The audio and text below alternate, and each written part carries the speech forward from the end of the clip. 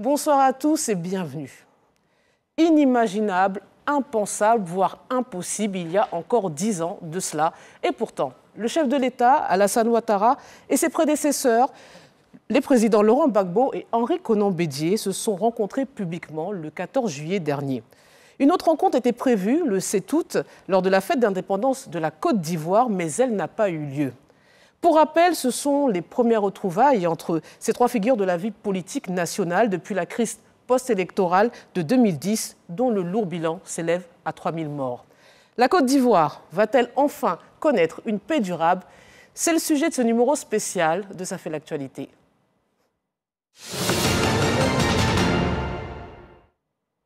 Le 6 août, le chef de l'État s'est adressé à la nation et je vous propose de l'écouter. Cette commémoration qui se déroule cette année à Yamoussoukro, notre capitale politique, terre natale du président Félix Houphouët-Boigny, notre père à tous, est placée sous le sceau de la consolidation de la paix et de la cohésion sociale. Célébrer cette commémoration à Yamoussoukro est un appel à la paix à tous nos compatriotes et à tous les habitants de notre beau pays. Oui, la paix et la cohésion sociale, depuis plus d'une décennie, demeurent notre acquis le plus précieux et soutiennent les progrès socio-économiques de notre pays. Elles sont notre œuvre commune et notre succès collectif. Mes chers compatriotes, chères sœurs, chers frères, au plan politique, la tenue en début d'année de la 5e phase du dialogue politique, ainsi que les recommandations qui en sont issues, ont fortement contribué à l'apaisement du climat politique et à la consolidation de la démocratie dans notre pays. Il en est de même pour la rencontre fraternelle que j'ai eue le 14 juillet dernier au palais présidentiel avec mes prédécesseurs, les présidents Henri Konan Bédié et Laurent Gbagbo. Au cours de cette rencontre, nous avons échangé dans une atmosphère conviviale sur des questions d'intérêt national et sur les voies et moyens de consolider la paix dans notre pays. J'invite donc l'ensemble de nos compatriotes à s'inscrire dans cette dynamique positive pour une Côte d'Ivoire toujours plus forte et plus solidaire. Ces progrès ont été possibles grâce au climat de paix que nous avons su préserver ensemble ces dernières années. À cet égard, je salue l'adhésion de tous les partis politiques et la société civile à cette ambition. Je félicite chacune et chacun d'entre vous pour les efforts que vous consentez pour la paix. Alassane Ouattara, Laurent Gbagbo et Henri Konan Bédié, les trois adversaires politiques, ont repris le chemin du dialogue. Comme eux, le gouvernement et l'ensemble de la classe politique affichent régulièrement des gestes d'apaisement depuis le lancement du processus de réconciliation nationale. Ces actions, saluées par la majeure partie de la population, suffiront-elles à dissiper les craintes des Ivoiriens lors des prochaines échéances électorales? 10 ans après la crise post-électorale et 2 ans après une élection présidentielle sous tension, quel est le bilan du processus de réconciliation nationale en Côte d'Ivoire? Pour en parler, je reçois le ministre de la Réconciliation et de la Cohésion nationale, M. Kwadjo Konan-Bertin. Bonsoir et bienvenue. Bonsoir. Monsieur le ministre, lorsque l'on parle de la réconciliation nationale, chacun y va de sa vision, compréhension. Quelle est votre définition de la réconciliation nationale?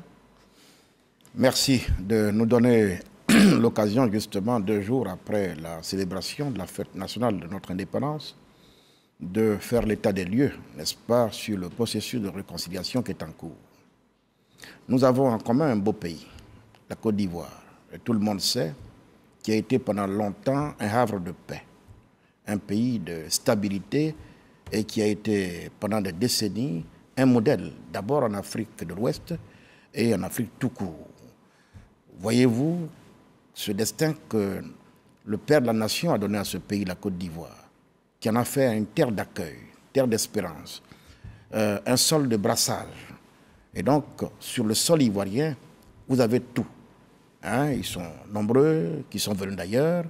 D'abord un pays qui lui-même a une soixantaine d'ethnies et qui ensuite ouvre ses bras aux autres. Tous ceux qui sont venus dans ce pays depuis des décennies trouvent le bonheur sur ce sol ivoirien. C'est cette paix-là, construite par le président, qui nous a légué en héritage, qui, à un moment donné, a pris un sérieux coup par les crises successives que nous avons connues, avec la guerre que nous avons connue, avec son lot de cortège de tout ce que tout le monde sait. Bien, nous avons décidé, depuis que M. Ouattara est arrivé au pouvoir, il a décidé donc de tourner la page, n'est-ce pas, de conduire la Côte d'Ivoire, n'est-ce pas, dans une nouvelle phase pour rebâtir la paix dans ce pays. Donc, tout ce qui était en état de belligérance hier, il est question maintenant que nous puissions donc rassembler le peuple pour recréer l'unité nationale, solder tous les contentieux que nous avons connus à l'issue de ces crises et remettre le peuple au travail pour préparer l'avenir de nos enfants. Vous voyez, en termes plus précis et concrets, pour ne pas verser dans des définitions de dictionnaires, ce que c'est que la mission qui nous est confiée. Alors, vous avez été nommé le ministre de la Réconciliation et de la Cohésion nationale le 15 décembre 2020. 10 ans après la crise post-électorale, à quoi répond la création de votre ministère? Vous savez, rien n'est impossible, ou du moins rien n'est possible à un peuple qui est continuellement divisé. La paix est le bien précieux, le bien le plus précieux de tout l'ensemble, le bien au-dessus de tous les biens. Il faut reconquérir cette paix. Le chef de l'État, son Excellence M. Alassane Ouattara, a décidé, en tout cas, parce qu'il a pris conscience de ce que nous sommes en train d'accuser un retard inexplicable, de conduire son peuple dans une paix, mais une paix définitive. Et donc il a créé ce ministère. Mais avant ce ministère, déjà, en 2011, quand il arrive au pouvoir, il donne le signal en créant la CDVR. Oui. Après la CDVR, il y a eu la CONARIV. Après la CONARIV, maintenant un ministère plein dédié à la réconciliation. Mais justement, le pays est doté d'institutions législatives, l'autorité judiciaire et l'exécutif à travers l'aspect administratif. Et on se dit que, même s'ils sont sortis affaiblis de cette guerre, on se dit qu'on a des institutions et des outils juridiques et des institutions ad hoc, comme les différentes que vous venez de citer, les différentes institutions qui ont été créées après. Ce n'était pas suffisant. C'est quoi? Vous êtes une complémentarité? Ou c'est pour donner un coup d'accélérateur? Mais c'est pour même installer la paix dans la conscience des Ivoiriens, pour installer la réconciliation de la conscience du peuple de Côte d'Ivoire, qu'il dédie, n'est-ce pas, un ministère spécial à cette thématique, pour dire aux Ivoiriens que c'est important, c'est la cheville ouvrière de son activité et c'est la cheville ouvrière de l'action gouvernementale. Alors, dès son origine, votre ministère a souffert d'incompréhension. Hein. Certains doutaient de sa pertinence. Comment avez-vous accueilli ces critiques? Écoutez, je suis de nature optimiste. Et je savais des choses en arrivant à ce poste, que nous sommes condamnés à aller à la réconciliation. Ça ne se négocie pas, ça s'impose à nous. Elle s'impose au peuple. Et donc, il y a des initiatives à prendre. Le reste, chaque Ivoirien a son jugement qu'il porte. Mais le plus important, c'est que le chef de l'État a une détermination. Il se met au travail et avec son gouvernement qui l'accompagne. 18 mois plus tard, je crois que les résultats sont là. Et à chacun de juger. Mais justement, est-ce que vous compreniez ces interrogations des populations ou c'est un procès d'intention? Écoutez, je dis que chaque fois que l'on nous fait un procès, parce que chacun a le droit à la critique, moi je n'ai pas à me plaindre, je le note, c'est à nous de convaincre. D'abord de ce que le président a eu une bonne vision, que cette décision est pertinente et qu'il a eu aussi raison de nous faire confiance. Nous devons prouver et nous devons le démontrer au quotidien. Alors justement, quelles sont les actions les plus significatives menées par le ministère de la Réconciliation et de la Cohésion nationale après 2 ans d'existence? Voyez-vous, nous sommes arrivés là, à ce poste, dans un contexte très tendu. La priorité pour nous, c'était d'aller tout de suite à la décrispation. Il fallait créer les conditions d'une décrispation vraie. Parce que tant qu'on ne s'écoute pas, on ne peut pas s'entendre. il y avait beaucoup d'exilés. Le président Gbagbo était encore en exil. Heureusement que le président de la République lui-même, qui est la pierre angulaire, qui est l'architecte de la réconciliation, un homme de vision, a anticipé pour nous faciliter la tâche déjà. Tout de suite, il prend les dispositions pour faire entrer le président Laurent Gbagbo au pays.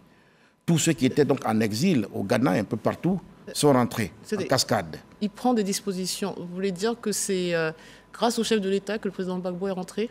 Bien entendu, je vous ai toujours dit. C'est pas lié à l'acquittement de la Cour pénale internationale? Il est acquitté, c'est vrai, mais après il faut qu'il regagne son pays.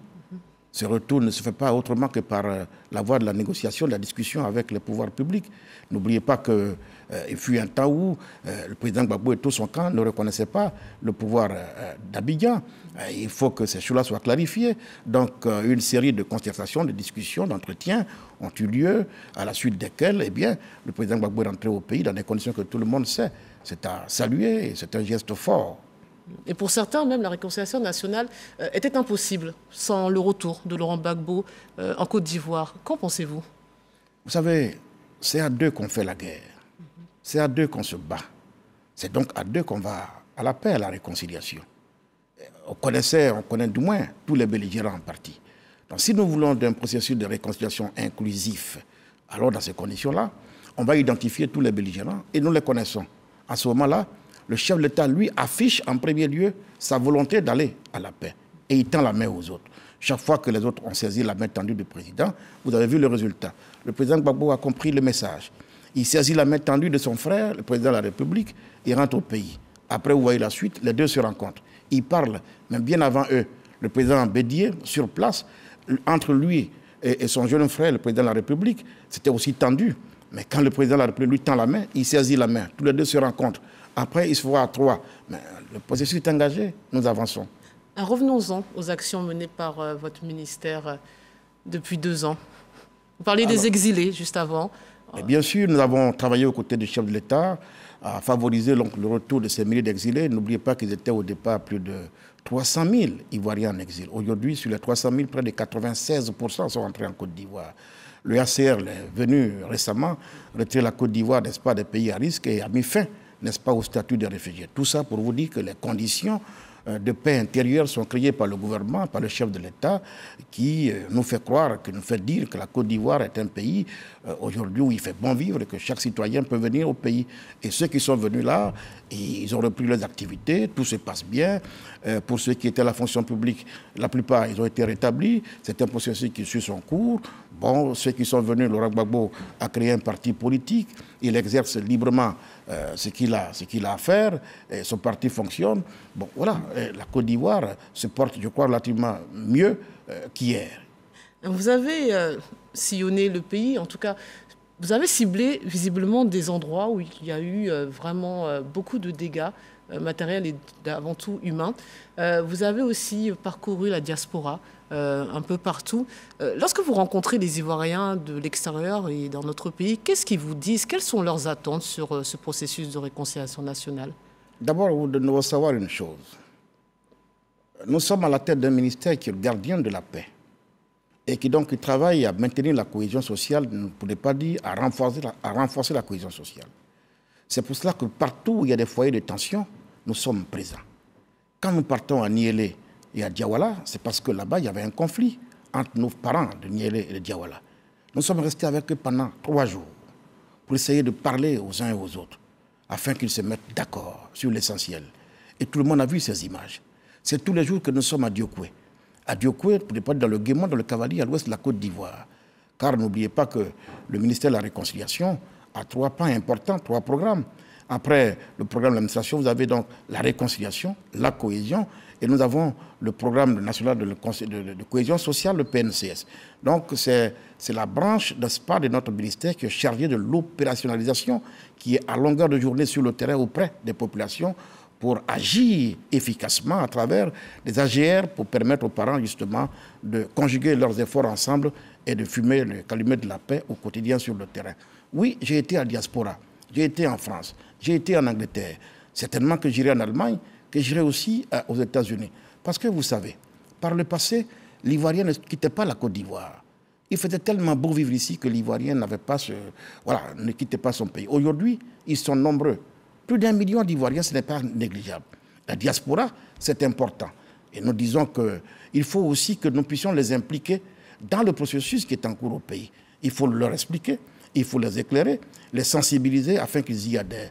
Surtout que de nos jours, vous avez ces nouveaux métiers où des gens se lèvent à longueur de journée sur les réseaux sociaux et puis ils disent ce qu'ils veulent dire. Mais quand quelqu'un a préparé ses valises parce qu'il veut déposer de l'argent en Côte d'Ivoire pour construire, pour bâtir, et que le même soir, il voit d'autres Ivoiriens qui parlent la Côte d'Ivoire comme s'il ne faut pas le fréquenter. Alors qu'est-ce que vous voulez?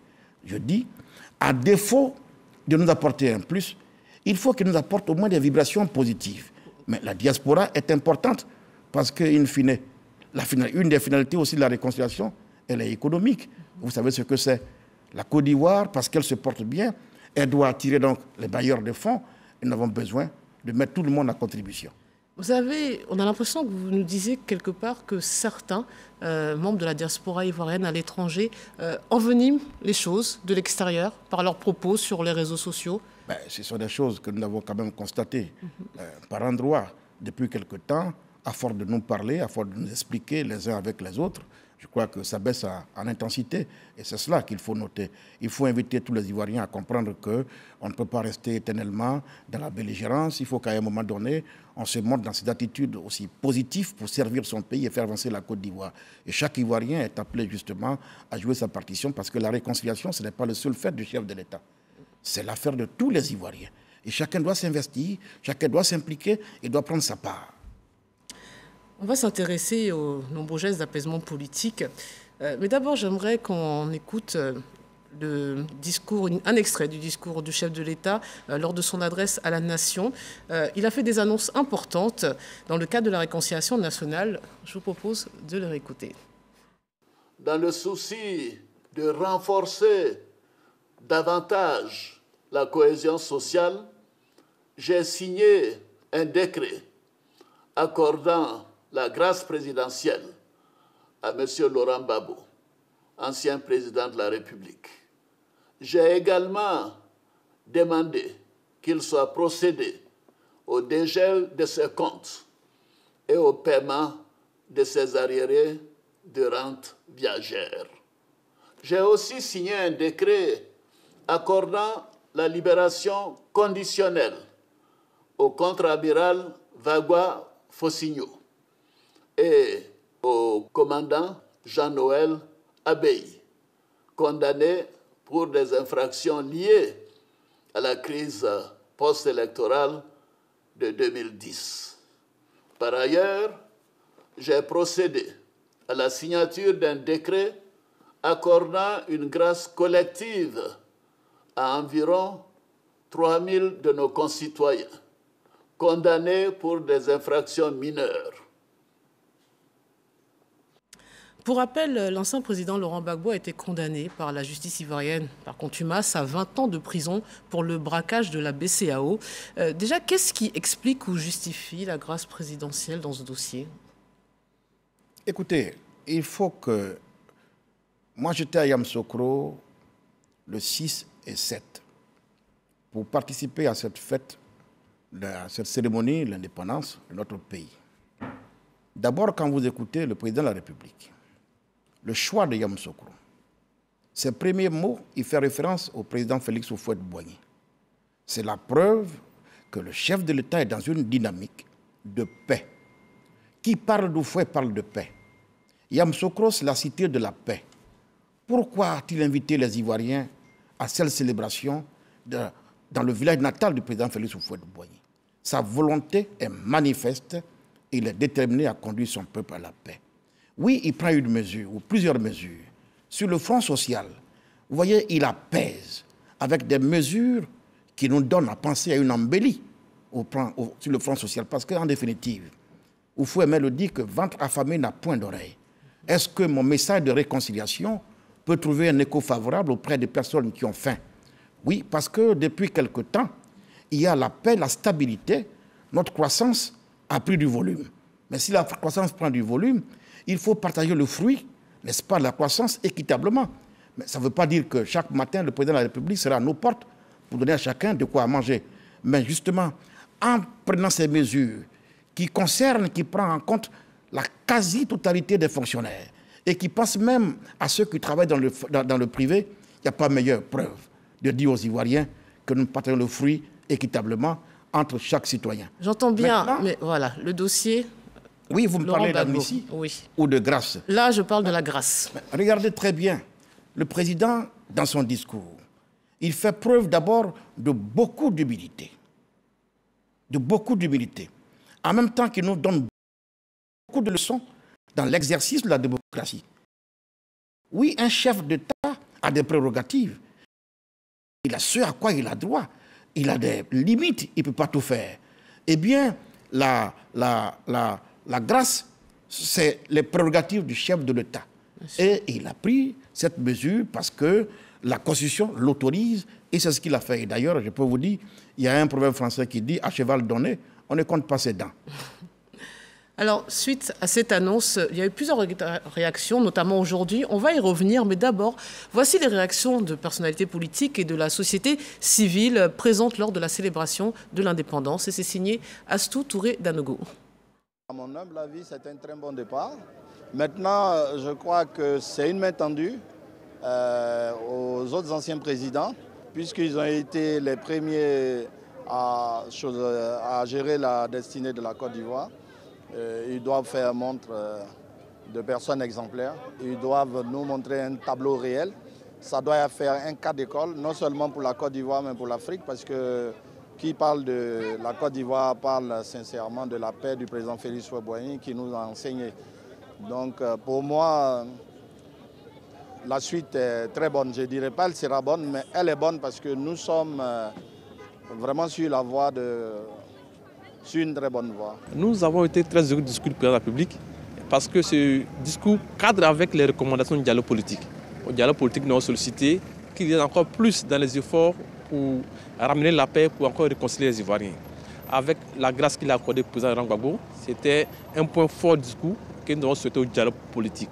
La libération de certains officiers qui étaient emprisonnés depuis la crise 2011 également participe à l'apaisement du climat sociopolitique en Côte d'Ivoire.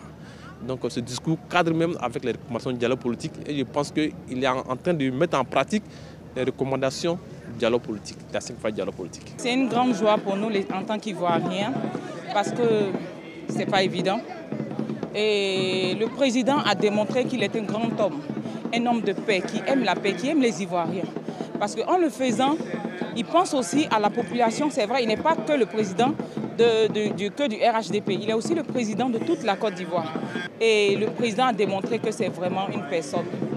Je n'ai pas de mots, ça m'a tellement touchée parce que quelqu'un d'autre à sa place ne l'aurait pas fait. Et vraiment, c'est à saluer. Et nous l'encourageons à continuer dans ce sens. C'est un homme de paix. C'est un homme qui aime la paix, qui veut que les Ivoiriens soient heureux, qui veut le développement des Ivoiriens. Et c'est vraiment à féliciter et à saluer. C'est un message de paix, un message de réconciliation et surtout un message de développement. Parce que beaucoup s'y attendaient, beaucoup attendaient ce message-là. Et c'est un message de paix. Et nous, les élus, ça ne fait que nous soulager et nous reconforter dans notre position. Le porte-parole du PPACI, Koné Katina, a affirmé, je le cite, « La grâce présidentielle est un pas, mais ce n'est pas ce que nous attendons. Nous demandons que le président soit amnistié. » Pourquoi avoir fait le choix de la grâce plutôt que celui de l'amnistie, comme pour Simone Gbagbo en 2018 ? Ce qui est important, c'est que le porte-parole du PPACI reconnaisse que ces mesures sont un pas. La grâce présidentielle est un pas, c'est ce qu'il faut noter. Après, il dit que le président aurait dû prendre une amnistie. Mais non. J'ai dit tout à l'heure que la grâce présidentielle relève des prérogatives du chef de l'État. L'amnistie relève de la loi. La loi se prend à l'Assemblée, au Parlement. Il y a séparation de pouvoir. Vous me direz, c'est vrai que le président de la République a l'initiative des lois. Oui, mais aussi les partis politiques et surtout ceux qui sont à l'Assemblée nationale ont aussi l'initiative des lois. Si tant est que nos frères de PPACI veulent une amnistie, alors même qu'ils ont des députés et un groupe parlementaire. Pourquoi n'ont-ils pas emprunté cette voie eux-mêmes? Mais vous savez bien qu'ils n'ont pas la majorité, d'une part, et d'autre, on peut le faire par ordonnance. La loi d'amnistie, ça existe. Parce qu'en fait, il y a une nuance. Nous sommes dans un processus. Oui. C'est pour cela que, de mon point de vue, il lui fallut qu'il soit Yamoussoukro. Vous savez, nous avons connu la guerre avec la belligérance. Maintenant, nous rentrons dans une nouvelle phase, la phase du dialogue. Il faut aimer dire, le dialogue, c'est l'arme des forts et non des faibles. Quand une crise survient, il nous conseille d'aller tout de suite au dialogue. Parce qu'autrement dit, après, nous serons obligés de revenir au dialogue. Mais après quoi? Maintenant, c'est difficile. Ça prend du temps, excusez-moi. Et c'est un processus. C'est un petit pas. D'ailleurs, une première rencontre a lieu au palais. Pour, dit-il, ils ont utilisé le mot levain. Moi, je dis aux Ivoiriens, c'était pour déblayer le terrain. En français, terre à terre, déblayer le terrain. Le processus est engagé. On va à Yamoussoukro. D'ailleurs, il y a une chose que les Ivoiriens n'ont pas constatée. Moi, j'y étais. Le PDCI-RDA était présent. J'ai vu Gaston Ouassé Nankone. Pour moi qui connais la maison, Gaston Ouassé Nankone ne peut jamais être à un tel rendez-vous si Bédi ne l'y autorise pas. Il a dit. J'ai vu Ezalé, Georges Philippe. J'ai vu Kofi Léopoldine. Même si Bédi n'était pas là physiquement, le PDCI était prudent. Alors c'est pour vous dire qu'il y a eu beaucoup de messages. Et le plus important, c'est qu'on avance et il faut aller au dialogue. Mais je reviens sur cette affaire d'amnistie et de grâce parce que pour bien faire comprendre les choses aux téléspectateurs, les conséquences sont différentes sur le plan judiciaire. Oui. La grâce conserve la condamnation dans le casier judiciaire de la personne, alors que l'amnistie enlève la condamnation du casier judiciaire. Non, mais je vais au bout du raisonnement pour expliquer qu'est-ce qu'ils pensent comprendre. Ce serait une manière, selon eux, d'empêcher le président Gbagbo d'être candidat, puisqu'il faudrait à minima que le casier judiciaire soit vierge de l'intéressé. Alors là, excusez-moi. Qu'est-ce que vous répondez? La Côte d'Ivoire, sur les 5 ans qui sont consacrés à la gestion du pouvoir après l'élection présidentielle, ne peut pas vivre éternellement sur les 5 ans de candidature. Comment voulez-vous qu'en 2020, en 2022, ce qui nous préoccupe, ce soit la candidature d'un individu? Attention, nous voulons bâtir la paix, créer les conditions justement d'élections apaisées en 2025. La priorité, ce n'est pas de dégager maintenant les candidatures. Le chef de l'État joue sa partition. Et je vous dis que l'amnistie relève de la loi. Ça se prend à l'Assemblée nationale. Et je vous ai dit la procédure. Vous me direz que le président de la République a l'initiative des lois. Oui, mais il faut donc dans ce cas-là qu'il dépose sur le bureau de l'Assemblée un projet de loi, ce qui n'a pas été fait. En plus, les partis politiques, y compris le PPACI, qui est un groupe parlementaire, a aussi l'initiative des lois. Il faut tenter à l'Assemblée nationale. Donc, il faut tenter l'exercice de la démocratie. Ça veut dire qu'un président de la République ne peut pas tout faire. Il y a ce que la loi lui permet de faire et ce que la loi ne peut pas de faire. Et il nous montre au grand jour. Belle leçon de l'application de la démocratie, il faut copier. Donc finalement, il devrait déjà accepter ce geste en avant, cette main tendue. À cheval donné, on ne doit pas compter ses dents. Alors, il y a aussi un autre moment fort du discours du chef de l'État. Il a procédé au dégel des avoirs de Laurent Gbagbo et paiement des arriérés de ses rentes viagères. Pourquoi cela n'intervient-il que maintenant, alors qu'il a été acquitté en 2019? Il fallait attendre la grâce d'abord? Il faut l'entendre tout de même. Oui. Pour que ça intervienne, ça aurait pu être hier, c'était aujourd'hui. Ce n'est pas le jour qui est le plus important, ce n'est pas le timing qui compte. Le plus important, c'est l'acte et sa portée. Moi, je vais vous dire une chose. J'ai été témoin de bout en bout des négociations qui ont eu lieu jusqu'à ce que M. Gbagbo rentre au pays. Il y a une phrase qui m'a le plus marqué quand le président de la République disait ceci. J'ai été victime d'une situation que je ne veux pas reproduire. Devenu président de la République, ce n'est pas à moi de contester à M. Gbagbo ses droits. Il aura ses droits. Et il les met en œuvre de jour après jour. Et c'est formidable. Il faut le saluer. La Côte d'Ivoire est un état de droit. La démocratie est une chose. Et il y a des droits à respecter. Et le chef de l'État nous le démontre. Maintenant, que ce soit fait aujourd'hui, demain ou après-demain, le plus important à retenir, c'est qu'il ait posé l'acte qu'il faut pour faire avancer notre démocratie, faire avancer la paix sociale. Et c'est ça qu'il faut saluer. On reste sur les réactions aujourd'hui suscitées par le discours du chef de l'État le 6 août, puisque personne n'avait réagi jusqu'à présent, du moins dans l'opposition. Et selon Danielle Boni-Claverie, présidente de l'URD, elle nous dit que finalement, tant qu'il n'y aura pas la libération de certaines personnalités, finalement la réconciliation serait un leurre. Que lui répondez-vous? Daniel Boni était bien au dialogue politique. Oui. Nous sommes engagés dans un processus. Quand est-ce que Président Gbagbo est revenu au pays? Il n'y a même pas plus d'1 an qu'il est au pays. Les choses vont à une vitesse telle que, franchement, j'invite tout le monde à être optimiste. Et on faut nous faire confiance. Vous savez, quand on a fait la guerre pendant plus de 20 ans, la chose la plus difficile à reconstruire, c'est la confiance entre les acteurs. Je crois que nous sommes engagés. Travaillons tous à reconstruire la confiance entre les uns et les autres. Et le reste suivra. Et je pense qu'on est bien parti. Et le processus suit son petit bonhomme de chemin. La réconciliation nationale fait appel certes à notre humanité, mais aussi à la rigueur de la justice. Ne craignez-vous pas, à travers ces grâces, amnistie, d'accentuer le sentiment d'impunité? Ben justement, c'est là la profondeur des actes que pose le président de la République.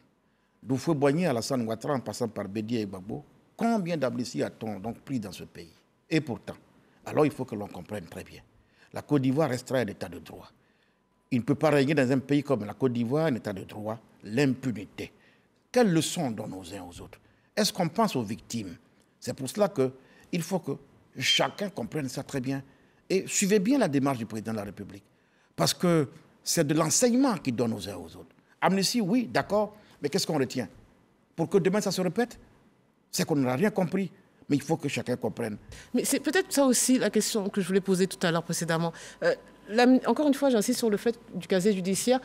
Laissons de côté l'élection présidentielle. Mais ça veut dire que finalement, en cas de récidive, dans le cadre de la grâce, l'individu peut avoir une peine plus importante. Alors, donc, vous pensez que ça a joué dans la décision? Le président de la République vous sort deux anciens militaires, ou deux militaires, qui bénéficiaient d'une grâce. Mais justement pour leur dire, mais s'ils reprennent les raisons, les mêmes fautes pour lesquelles ils ont été en prison, mais on les amène encore en prison. C'est ce que les Ivoiriens doivent retenir dans la méthode, que je dirais la méthode d'Alassane Ouattara, qu'il enseigne aux Ivoiriens. Est-ce qu'on a tiré les leçons de ce passé douloureux que nous avons vécu? Est-ce que nous sommes prêts à recommencer? En tout cas, nous autres n'avons pas intérêt à ce que la Côte d'Ivoire bascule à nouveau. Donc, on s'observe mutuellement. Il faut reconstruire la confiance, comme je le dis. On vous libère, mais à condition que vous ne venez pas encore reprendre les mêmes choses pour lesquelles on vous a mis en prison. Si d'aventure, eh bien, ils nous montrent des signes de ce qu'ils ont pris, eh bien, la pleine mesure, la situation, et qu'ils ne sont pas prêts à recommencer les choses, mais ça va de soi. Ça va de soi. Donc, à chacun des pas qu'il pose, à chacune de ces mesures qu'il prend, il y a une leçon à retenir. Quelle leçon donne-t-il au peuple de Côte d'Ivoire? Est-ce qu'il veut faire la Côte d'Ivoire un état d'impunité? Non. La Côte d'Ivoire reste un état de droit. Et la loi sera la loi. L'ancien président de l'Assemblée nationale, Guillaume Soro, est toujours en exil. Déjà, sait-on où il se trouve et peut-il envisager de rentrer en Côte d'Ivoire? À ce jour, moi, personnellement, je ne sais pas où il se trouve. Ce que j'ai toujours dit et répété, c'est que le chef de l'État, garant de l'unité nationale, de la paix sociale, décidé à conduire son pays dans la nouvelle phase de paix, a tendu la main à tous ses frères et à toutes ses sœurs. Tout le monde le voit. Tous ceux qui ont saisi la main tendue du président font avancer le processus. Et nous voulons un processus inclusif. Ça veut dire que nous n'avons rien de particulier contre X ou Y. Il appartient à chacun de comprendre que c'est à deux qu'on va à la paix. Malheureusement, le président Ouattara, malgré sa bonne volonté, ne peut pas obliger quelqu'un à aller à la paix. Ne peut pas forcer quelqu'un à accepter sa main tendue. Mais il faut que l'on comprenne très bien que le temps de la belligérance est derrière nous. Que la Côte d'Ivoire avance. La Côte d'Ivoire veut redevenir la Côte d'Ivoire de paix. Et donc, moi, j'invite tous les Ivoiriens à emboîter le pas au chef de l'État et à saisir sa main tendue afin de s'inscrire dans ce processus qui est en cours. Qu'est-ce que l'État de Côte d'Ivoire reproche très clairement à Guillaume Soro? Nous sommes tous dans ce pays. Oui. Je ne suis pas de ceux qui remuent le couteau dans la plaie. Le passé est le passé. Chacun connaît les délits. Donc ces choses-là sont derrière nous. Maintenant... Mais vous dites derrière nous, est-ce que si d'aventure Guillaume Soro rentrait, il serait poursuivi?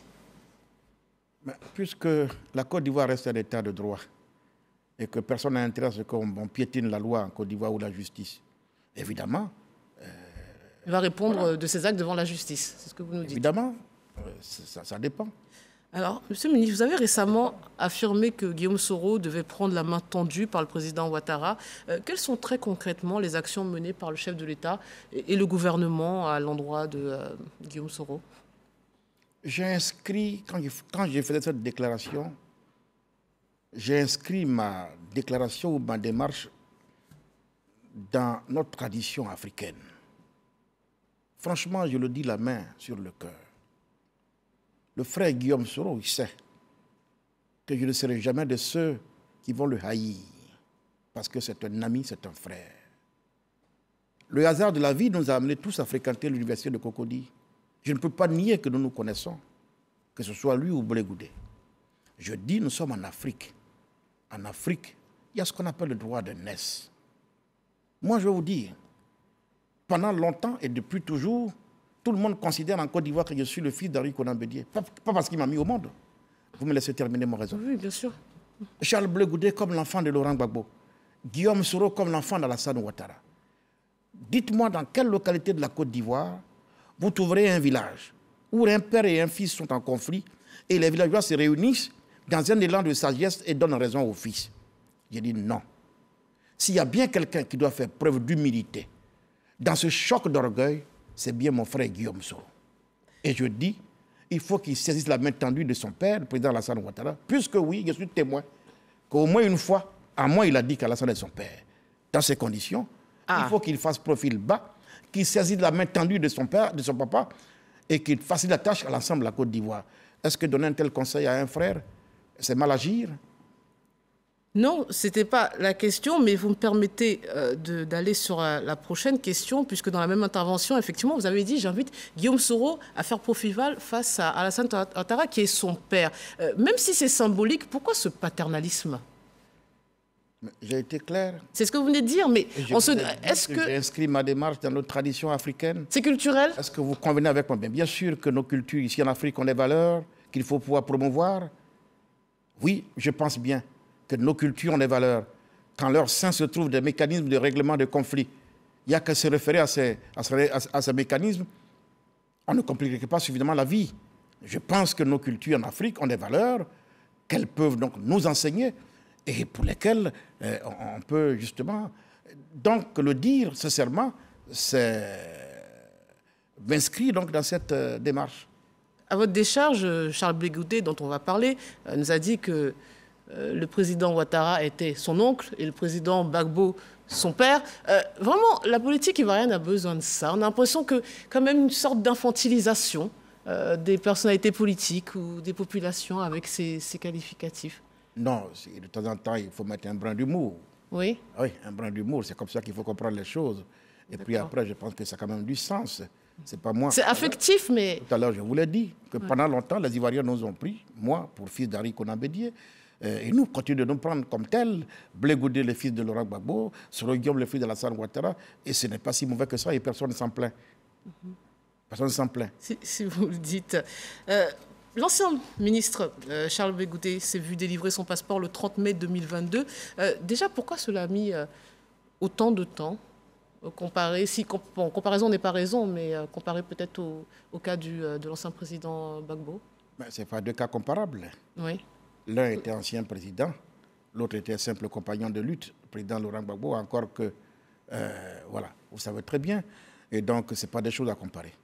Ce qu'il faut retenir, c'est que aujourd'hui, là, Charles Blé Goudé a son passeport, et je l'ai toujours dit, quand on a un passeport entre ses mains, c'est qu'on s'apprête à voyager. Oui. Je ne pense pas que ce soit pour aller sur Mars, c'est pour venir en Côte d'Ivoire.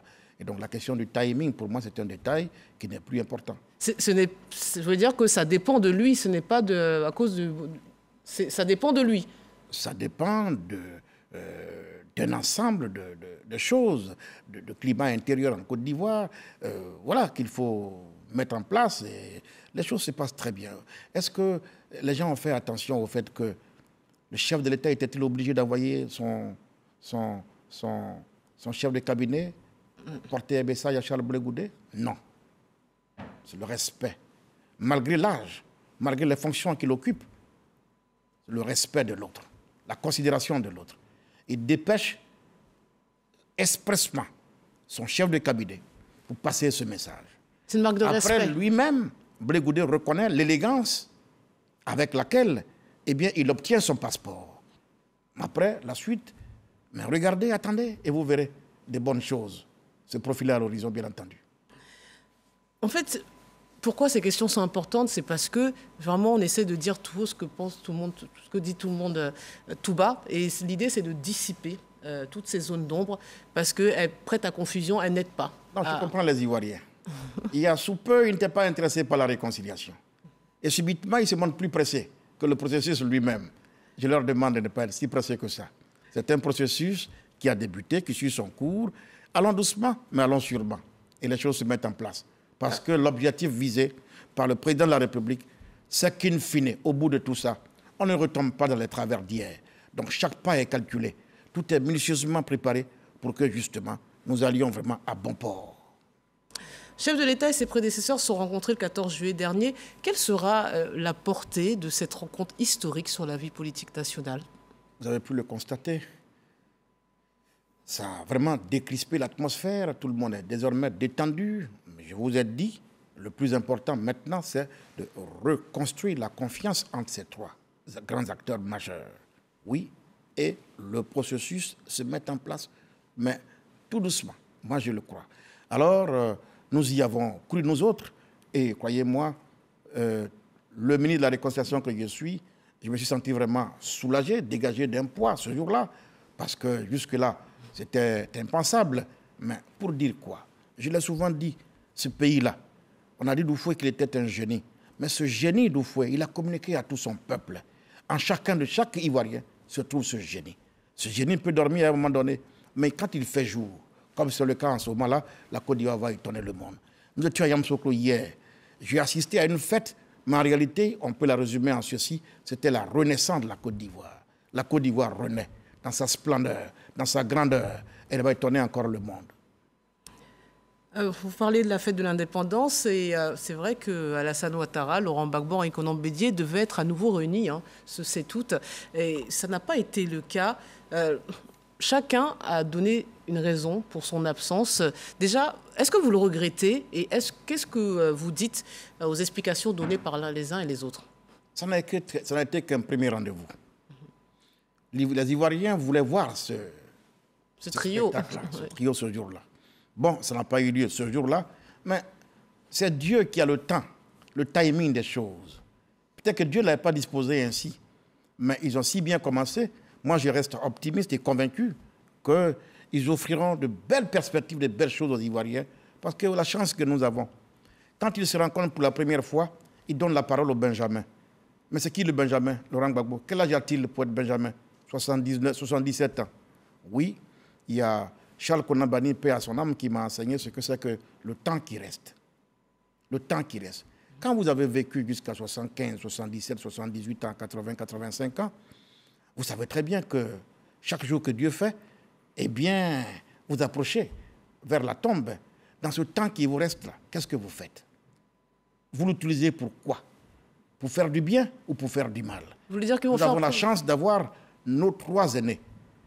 L'un, le premier, le président de la République, a décidé de faire du bien à la Côte d'Ivoire, de conduire son pays vers la paix. Ce matin, je recevais l'ambassadeur de l'Afrique du Sud chez moi, au cabinet. Et nous disait chez nous, en Afrique du Sud, la chance que nous avons eue, c'est qu'on a eu Nelson Mandela. Ce leader charismatique, quoi qu'il ait passé 25 ans en prison, il sort, mais il nous prend tous de court et il nous dit, allons à la paix, à la réconciliation. Et nous l'avons suivi.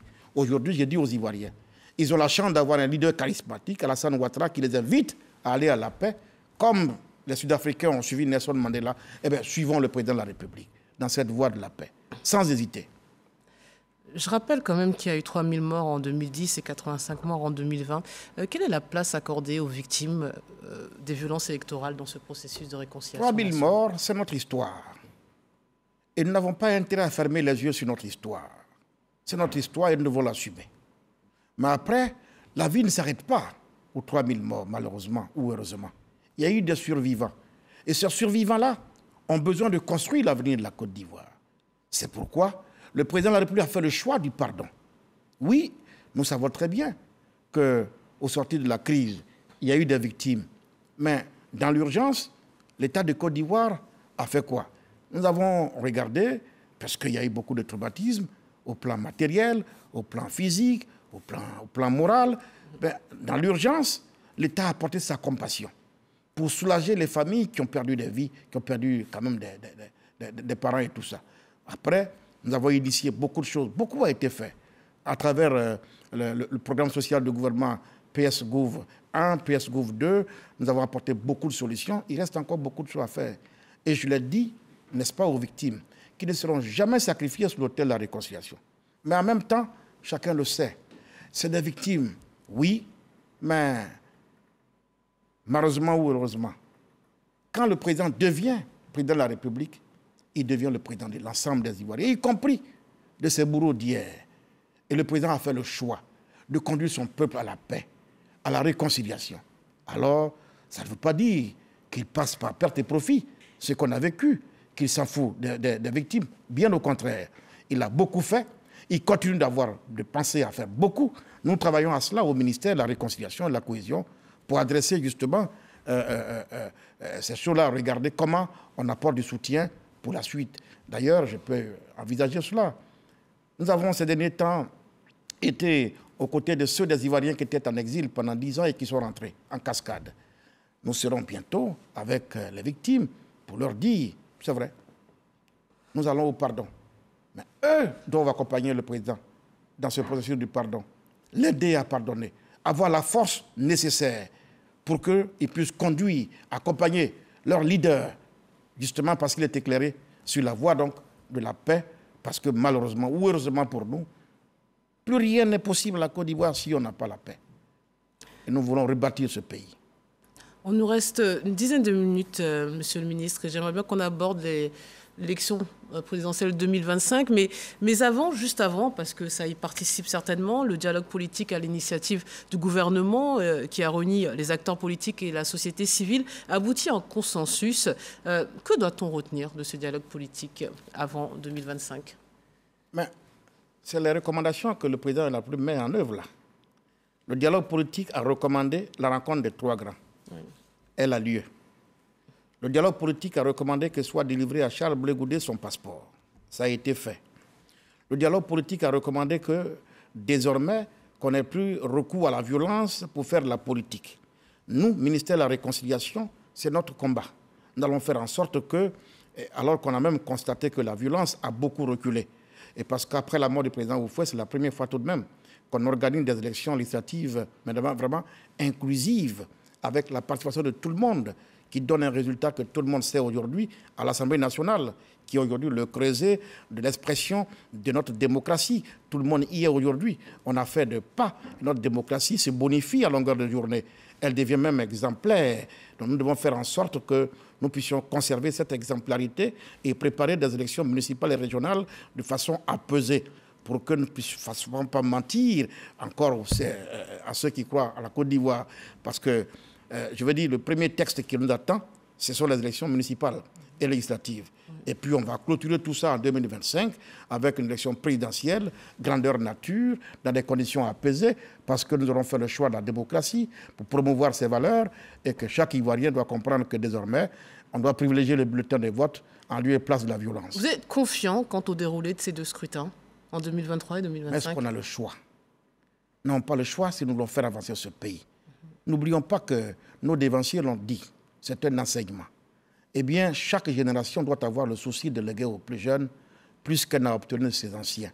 Oui, nos dévanciers actuels ont obtenu d'Oufoué un pays solide, debout, fort et respecté. Malheureusement, on a fait la guerre. S'ils décident aujourd'hui de nous ramener dans la paix, alors c'est à saluer. Et je pense que le président de la République est déterminé. Lui, à hisser son pays, notre si beau pays, vers le haut, pour qu'il soit à nouveau respecté à travers le monde. On réclame souvent l'éducation politique des populations, a fortiori des militants. Mais qu'en est-il de la classe politique émergente dans son ensemble ? Seront-ils à la hauteur des enjeux ? Vont-ils préserver ce fragile équilibre qui se dessine actuellement ? Vous voyez, pour le ministre de la Réconciliation que je suis, chaque jour que nous sortons à l'intérieur du pays, partout, Le constat que nous faisons, c'est qu'ils sont nombreux les jeunes et les femmes qui s'intéressent à ce processus de réconciliation, qui l'épousent et qui l'embrassent. Ça me donne des raisons d'espérer. Ça veut donc dire que les jeunes, pour qui nous nous battons, les femmes qui sont le socle de notre société, savent mieux que quiconque ce que c'est que la paix. Parce qu'on a vu le sang versé, parce qu'on a vu ces milliers de morts. Les jeunes qui veulent vivre demain préparent demain aujourd'hui.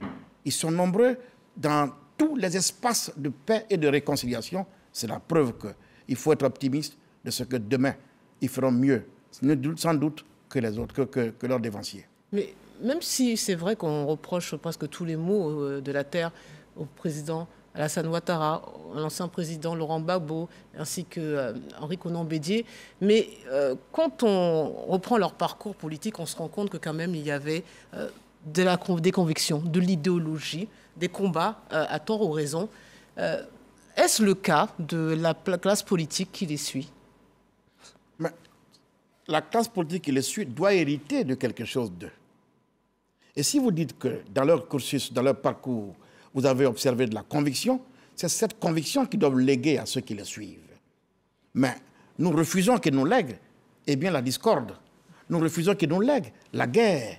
Nous refusons qu'ils nous lèguent la déchirure.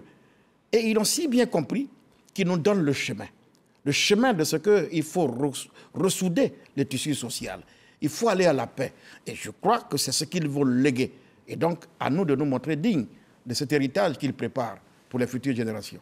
Monsieur le ministre, on arrive à la fin de l'émission, mais j'aimerais vous donner une dernière fois la parole. Certains de nos concitoyens restent perplexes quant à la pérennité de ces récents acquis. Comment pouvez-vous rassurer les plus sceptiques de nos compatriotes? Il n'y a pas à rester perplexe, je l'ai dit. Tout ce que nous faisons là se fait sous l'impulsion du chef de l'État, de son Excellence M. Alassane Ouattara. Oui, mais la réconciliation et la paix, si nous voulons qu'elle soit durable et définitive, ce n'est pas la seule affaire du chef de l'État. La paix, ce n'est pas un vain mot, aimait dire Félix Houphouët-Boigny. C'est un comportement. Ce n'est pas le seul comportement du seul chef de l'État, ce doit être le comportement de chaque Ivoirien. Mettons-nous à la tâche et construisons ensemble une paix durable, par nos comportements, par nos mots. J'ai entendu ce matin le porte-parole Katida exiger. En temps de dialogue, on n'exige pas. C'est un vocabulaire de trop qui n'a pas sa place dans ce temps de dialogue. En temps de dialogue, on peut utiliser autre chose que le concept exigé. On n'exige pas en temps de dialogue. Le dialogue, c'est l'âme des forts. C'est à l'épreuve du dialogue qu'on voit les grandes âmes, qu'on voit les grands leaders.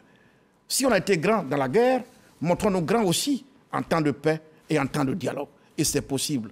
Pour le reste, j'invite chaque Ivoirien à emboîter le pas au chef de l'État, à lui faire confiance et à aller ensemble dans la seule voie qui vaille, la voie de la paix, la voie de la stabilité. C'est le gage d'un bonheur effectif pour le futur de la Côte d'Ivoire. Dernier mot, c'est vraiment le dernier. Certains souhaitent que ces trois protagonistes quittent la scène politique avant 2025. Vous pensez que c'est la solution? Malheureusement, dans un État civilisé et démocratique, ce n'est pas comme ça que se règlent ces problèmes. Ce n'est pas de l'avis de certains. Oui, il y a des lois dans ce pays. Ayons confiance en ces lois. Ce que prévoient nos lois en la matière sera porter la colonne de l'ensemble des Ivoiriens et nous devons suivre les prescriptions de nos lois. Il n'appartient pas aux individus de décider qui doit être candidat, qui doit se retirer. Ce n'est pas comme ça que fonctionne la démocratie et dans un État civilisé. Voilà. Écoutez, ça sera le mot de la fin. C'est donc la fin de cette émission. Merci beaucoup, Monsieur le ministre, d'être venu sur notre plateau et d'avoir répondu à toutes nos questions. Merci. C'est moi qui vous remercie en espérant avoir été à la hauteur. Aux téléspectateurs d'en juger. On se quitte sur cette citation de Nelson Mandela. En fin de compte, la réconciliation est un processus spirituel qui nécessite plus qu'un cadre juridique. Cela doit se produire dans le cœur et l'esprit des gens. Excellente soirée à tous et vive la Côte d'Ivoire.